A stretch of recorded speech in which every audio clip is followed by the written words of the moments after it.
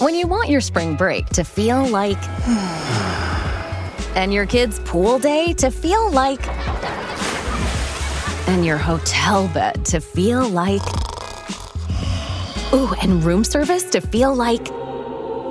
because at Hilton, hospitality feels like... Your cabana's ready. Would you like fresh towels? It matters where you stay. Book now at Hilton.com. Hilton, for the stay.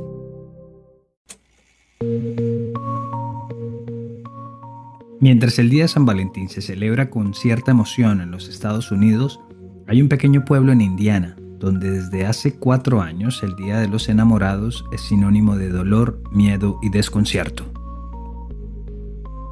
Al mediodía del 14 de febrero de 2017, en un sendero ecológico de esa localidad, fueron encontrados los cuerpos sin vida de 2 pequeñas de 13 y 14 años. Un terrible crimen que a día de hoy no tiene a nadie tras las rejas, pese a que hay un video, una foto y hasta una grabación de la voz del principal sospechoso.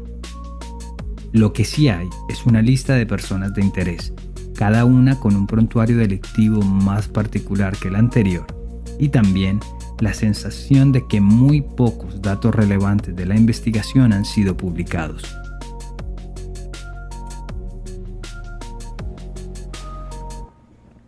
Yo soy Luis Badel y en este primer capítulo de Crímenes Bizarros les contaré sobre el doble asesinato de Delphi.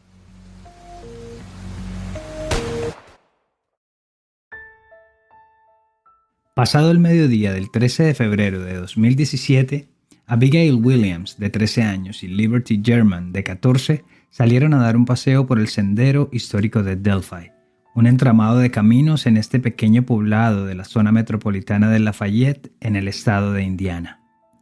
Ese lunes, las 2 chicas, estudiantes de 8º grado en la escuela de secundaria de Delphi, no tuvieron que ir al colegio ya que se había programado un día de nieve.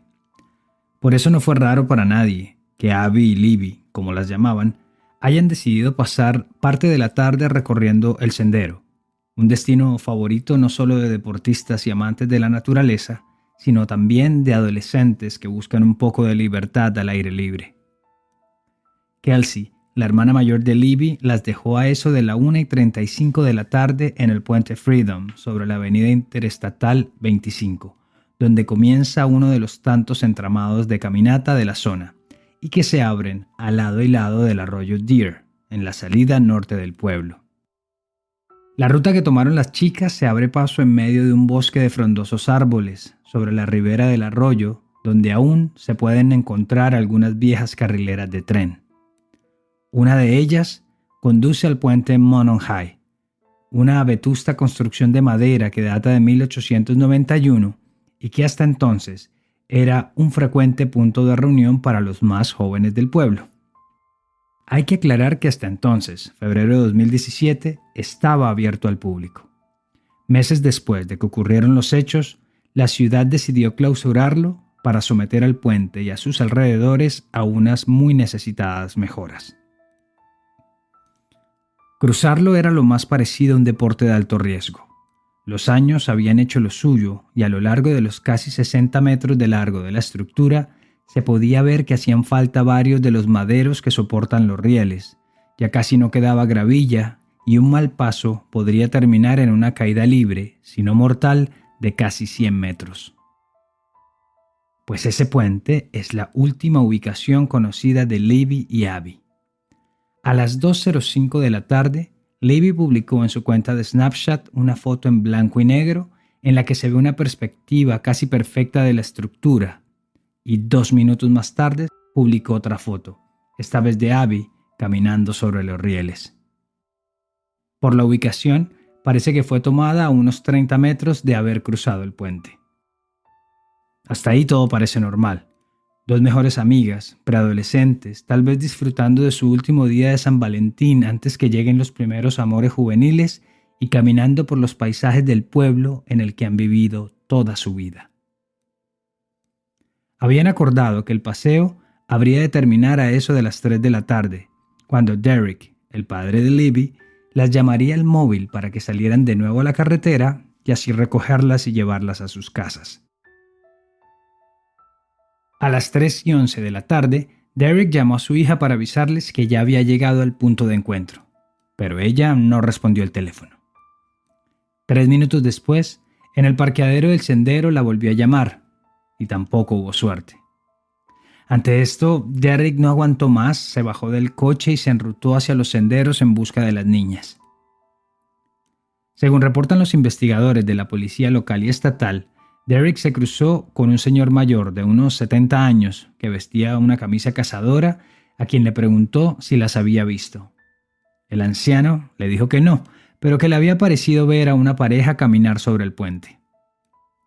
Derek siguió llamando al teléfono móvil de su hija y de paso alertó a sus familiares para que ellos también tratara de comunicarse con ellas, por llamadas o por mensajes, como con la esperanza de que el problema fuera su teléfono y no el de las chicas.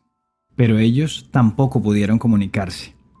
A eso de las 4 de la tarde llegaron a las inmediaciones del puente Monon High Becky y Tara, la hermana y madre de Derek respectivamente, a la vez que otros familiares. Todos se pusieron a recorrer los senderos que allí se cruzan, la orilla del arroyo, los terrenos aledaños al parqueadero y en general todos esos lugares donde ellos pensaban pudieron haber pasado las chicas.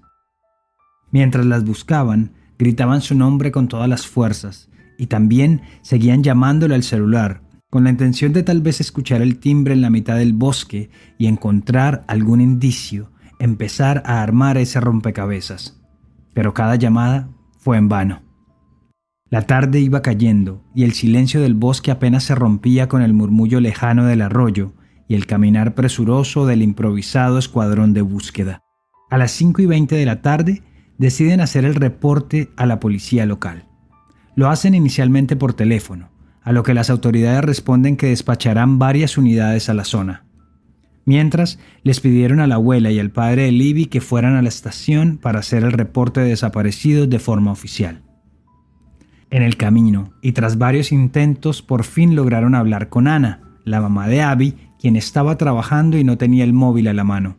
Por ende, desconocía todo lo que estaba pasando. Ella también salió rumbo a la estación de policía para hacer su denuncia, mientras que ambas familias publicaron en Facebook lo que pasaba bosque adentro, convocando voluntarios para que se unieran a las tareas de búsqueda.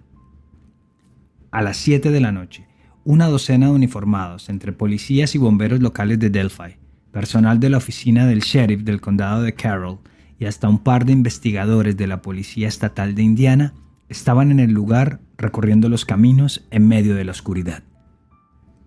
También medio centenar de familiares y allegados que respondieron a los llamados hechos a través de las redes sociales. Mientras tanto, el padre de Libby y la madre de Abby recogían sus computadores portátiles en sus respectivas casas y los llevaban a la estación de policía para que las autoridades pudieran determinar sus últimas interacciones en Internet, en redes sociales, en emails. A la medianoche, cuando los termómetros marcaban una temperatura cercana a 1 grado centígrado, unos 34 grados Fahrenheit, pero con una sensación térmica de bajo cero, las autoridades dieron por terminada la jornada de búsqueda, a la espera de que con la mañana también llegaran mejores noticias. Y aunque la búsqueda oficial se reanudó a eso de las 6 de la mañana, hubo voluntarios y familiares que nunca se fueron a sus casas y, armados de paciencia, abrigos y linternas, desafiaron a la noche en busca de las adolescentes. Los periodistas hacían sus reportajes en vivo y en directo desde la boca del puente o a las afueras del edificio municipal de Delphi, donde se reunía el personal de rescate, a la espera de noticias o algún familiar conocido de las chicas que quisieran hablar en la próxima emisión de los noticieros. A la mañana siguiente, la búsqueda se dividió en 2 grupos. Uno que las buscaba en los locales, calles y otros lugares que las chicas solían frecuentar en el pueblo, y otro que investigaba en los alrededores del puente y en los sectores más alejados del sendero histórico.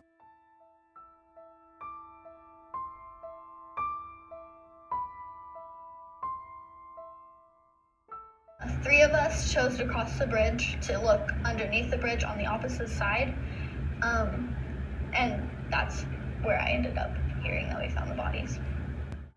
La voz que escuchamos es la de Kelsey German, la hermana mayor de Libby. Ella dice: 3 de nosotros decidimos cruzar el puente para mirarlo desde el lado opuesto, desde abajo, y fue entonces cuando escuché que habían encontrado los cuerpos. En su charla con el periodista Joe Melillo, Kelsey recuerda que uno de los voluntarios encontró un zapato y preguntó a viva voz qué clase de calzado tenía Libby cuando la vieron por última vez, en una conversación que se dio a los gritos por cuenta de la distancia que los separaba. Su abuela Betty le contó a la cadena Fox que el voluntario se encontró los cuerpos de las niñas casi que por casualidad, cuando en su camino se vio sorprendido por 2 ciervos que le miraban a la distancia desde un pequeño claro en medio del bosque. Pero solo fue cuando encendió la cámara de su teléfono móvil para grabar a los ciervos cuando se dio cuenta que los animales estaban parados justo al lado de los cuerpos sin vida de las niñas. Estaban a unos 800 metros colina abajo del puente Monon High, cruzando el arroyo Deer, lo que sería la orilla norte del cauce. A las 2 de la tarde del día de San Valentín de 2017, las autoridades confirmaron públicamente el hallazgo de los cuerpos. Pero solo fue hasta el día siguiente, el 15 de febrero a las 3 de la tarde, cuando en una rueda de prensa corroboraron la identidad de las víctimas, pese a que ya era un secreto a voces en todo el pueblo que se trataba de Libby y Abby. Lo que sí resultó llamativo fue que las autoridades anunciaron que ahora estarían investigando un doble homicidio. Cabe anotar que los encargados del caso nunca dijeron, ni han dicho, luego de 4 años, cuál fue la causa de sus muertes, si presentaban heridas o si habían sufrido algún tipo de abuso. Nada, absolutamente nada ha trascendido en ese sentido, y la razón que aducen para este silencio es que si ofrecen muchos detalles se puede entorpecer la investigación. Esta ha sido una decisión que no ha caído muy bien ni a la comunidad, a los múltiples seguidores del caso y en general a todo un pueblo que exige justicia y que aún hoy permanece inquieto, sabiendo que hay un asesino suelto. Lo que sí suministraron las autoridades ese mismo 15 de febrero fue una imagen granulada, así como cuando una fotografía se amplía a la fuerza, de un hombre que caminaba por el puente Monon High a la misma hora que las víctimas y al que se considera como persona de interés en la investigación. En ella se puede ver a un hombre blanco, de contextura un poco gruesa, vestido con una chaqueta acolchada azul, un jean azul claro y una gorra color café tipo flat cap, retro como las de los vendedores de periódicos del siglo pasado. ¿Recuerdan las fotos que Libby publicó en Snapchat y que mencionamos al principio del episodio? Pues bien, el sheriff del condado, Toby Lisenby, confirmó que esas no eran las únicas imágenes en su poder y que la instantánea del hombre sobre el puente había sido encontrada en el celular de Libby. El uniformado también dijo que al principio las chicas tomaron fotos y grabaron videos solo por diversión, hablando de lo que pueden hablar las chicas a su edad, hasta que se percataron de la presencia de este sujeto, y es entonces cuando deciden grabarlo e incluso hablar de él tras sentirse inseguras e incómodas durante su paseo. Era como si quisieran dejar testimonio del peligro que las acechaba, una suerte de testamento, de prueba útil en caso tal de que algo malo les pasara. Y según el sheriff, también fue un acto heroico, ya que tuvieron la precaución de grabarlo todo sin que el hombre se hubiera dado cuenta, porque de haberlo hecho, tal vez esas pruebas nunca se hubieran conocido. En una porción del video divulgado por la policía también se puede ver que este hombre parece cojear mientras camina sobre el puente, pero puede que solo sea un reflejo propio de quien lo hace por una estructura en tan malas condiciones. Son solo unos segundos, no más de 3 pasos. Pero sin duda el detalle escalofriante presentado por los investigadores y con el que se pretendía lograr la completa identificación del sospechoso fue el sonido de su voz. Para entonces, julio de 2017, 5 meses después de su muerte, existía un retrato hablado, un video de cómo estaba vestido, su forma de caminar y ahora también se tenía su voz.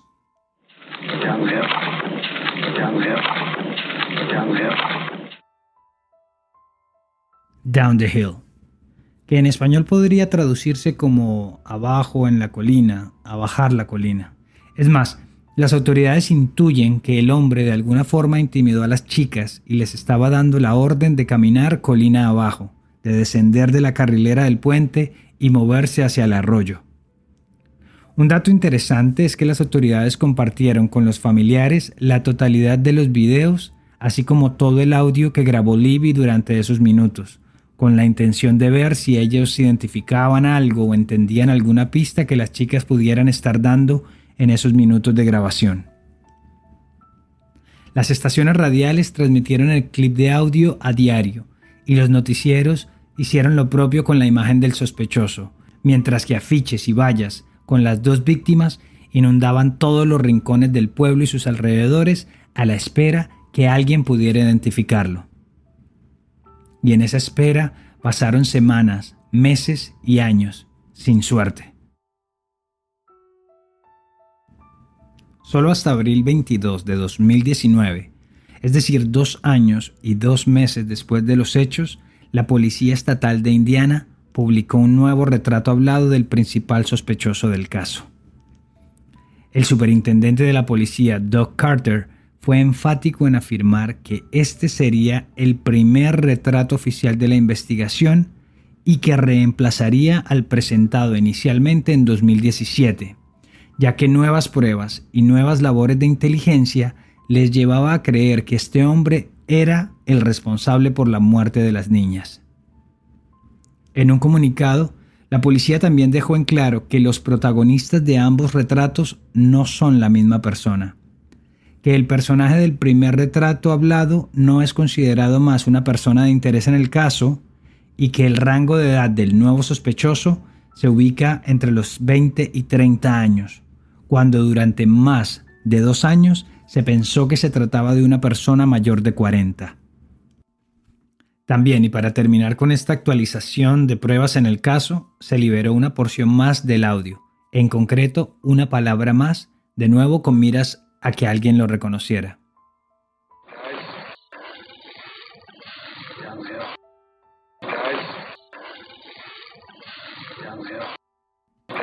Guys, down the hill. Ahora se podía escuchar claramente Guys, down the hill. Algo así como que, chicas, para abajo. Lo que ratifica esa primera hipótesis de que el hombre les estaba dando una orden, coaccionándolas para que bajaran la colina. Pero ya, eso fue todo. Esas nuevas cápsulas de información no fueron de mucha utilidad y hoy por hoy el caso sigue siendo un misterio. Un misterio que es alimentado en la televisión nacional estadounidense en programas como 60 Minutes, Dateline o en el canal Discovery. Por eso cada vez que un nuevo nombre o un nuevo dato se relaciona con la investigación, el caso vuelve a acaparar todos los titulares de la prensa. Eso pasó con Daniel Nations, quien en septiembre de 2017 se convirtió en la primera persona de interés de la investigación.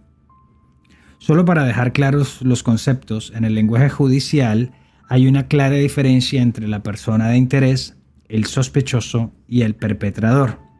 La persona de interés se refiere a aquel individuo que, según las autoridades, podría tener información pertinente al caso que se está investigando. El sospechoso, por su parte, es la persona específica que las autoridades creen pudo haber cometido el crimen, mientras que el perpetrador sería la persona que cometió el delito como tal, pero solo se puede llamar así una vez un fallo judicial lo haya dictaminado. Ok, volviendo a Delphi. Daniel Nations, de 31 años y con un largo coqueteo con la justicia, sería el primer nombre que públicamente se relacionó con el caso. Todo comenzó cuando fue detenido por la policía en Woodland Park, Colorado, a 1930 kilómetros de distancia de Delphi. Era el 25 de septiembre de 2017 y Nations manejaba su carro con su entonces esposa Caitlin y sus 2 pequeños hijos cuando fue detenido por la policía local por llevar rotas las farolas traseras de su coche. Tras registrar el vehículo, los oficiales encontraron que tenía un rifle calibre 22 en su interior. Todo normal en un país donde el porte de armas no escandaliza a nadie. Pero entonces, luego de cotejar sus datos con la central, descubrieron que Nations estaba cumpliendo una sentencia probatoria en el vecino estado de Indiana por 2 casos de indecencia pública y que hacía parte del registro de depredadores sexuales en ese estado. Uno de los términos de la condena incluía que si se mudaba a otro estado de la Unión, era su obligación notificar de inmediato su nuevo destino, es decir, el estado de Colorado, orden que no acató. Primer problema.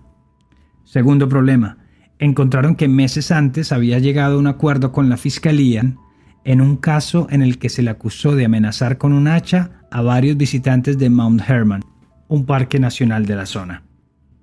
Y 3, por si la suerte le parecía escasa, una semana atrás, es decir, el 17 de septiembre, una foto suya manejando su viejo carro por los caminos de tierra del parque había llamado la atención de las autoridades que investigaban la desaparición de un ciclista de 60 años, llamado Tim Watkins, y que aparecería muerto unas horas después producto de un disparo en la frente. Incluso se llegó a especular que el arma homicida sería un proyectil calibre 22, que coincide con el rifle encontrado en el coche de Nations, pero para su fortuna, el sheriff del condado de El Paso nunca confirmó este detalle de la autopsia y tampoco lo llamó como sospechoso en el caso del ciclista muerto. Como ya lo hemos dicho, la investigación del caso de Delphi ha sido un poco críptica en los detalles y nunca trascendió por qué y cómo se dio la relación del caso con Daniel Nations, salvo el hecho de que hay un innegable parecido físico con el retrato hablado del hombre del puente. En una entrevista que Nations dio al diario The Gazette en agosto de 2018, afirmó que le dolía y le molestaba que lo compararan con aquel retrato hablado, que es cierto que había cometido errores en el pasado y que por ellos había perdido todo, pero que él no era un asesino. Yo solo quiero recomponer mi vida. Perdí a mi esposa y a mis hijos por culpa de este caso. Quiero que la gente sepa la verdad, que sepa que yo no soy un monstruo. Para su bien, unos meses después, la Policía Estatal de Indiana descartó cualquier teoría que lo relacionaba con el caso, y tras una prueba de ADN que asegura le practicaron y otros detalles que nunca sabremos, ya fue descartado de la investigación. Otro nombre que posteriormente fue vinculado con la investigación fue el de Thomas Bruce, del estado de Missouri, quien a diferencia del amplio historial de Daniel Nations, solo había recibido una multa de tránsito por allá en el 2001. Incluso, durante 4 años había sido el pastor de la iglesia La Capilla del Calvario que él mismo había fundado en Cape Girardeau. Pero 17 años después, en noviembre de 2018, entró a las ligas mayores del crimen cuando secuestró a 3 mujeres, las empleadas de un almacén de artículos religiosos en Baldwin, a las afueras de San Luis. Ese día, Bruce entró al almacén Catholic Supply, ubicado en una plazuela comercial sobre la famosa Ruta 66, pasadas las 3 de la tarde.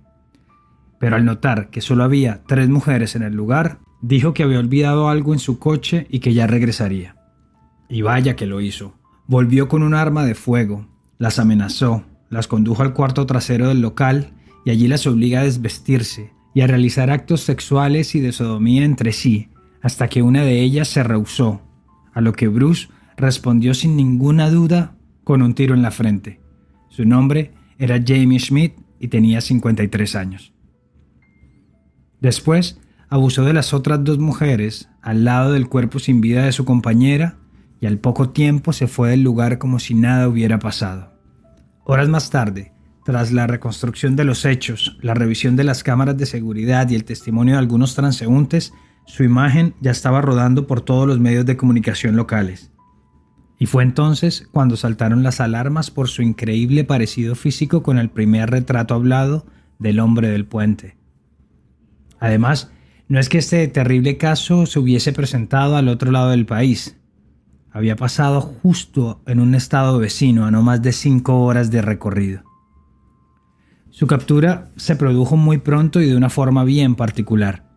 2 días antes de cometer su crimen, Bruce había estado tomando unas cervezas en el bar Hot Shots a un par de cuadras del almacén y por detalles que se desconocen, le había dado su tarjeta de negocios a una mesera del lugar.